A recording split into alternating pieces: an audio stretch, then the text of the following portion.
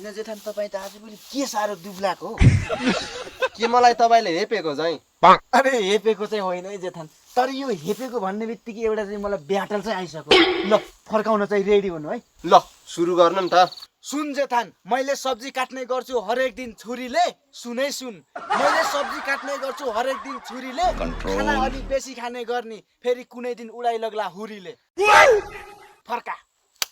हुरीले त उदाउँदैन झैँ, फागुन चैत गइसक्यो। साला चाहिँ अझै पनि सपनामै छस् कि क्या हो? यदि हावा हुरी नै लागे पनि तेरो जेठानलाई बचाउन गर्लफ्रेन्डको इन्ट्री भइसक्यो। फर्का। शुद्धितिर बानी परेकोलाई के गर्लफ्रेन्डले सुब्ला र? सुनै जेठान सुन, शुद्धितिर बानी परेकोलाई के गर्लफ्रेन्डले सुब्ला र?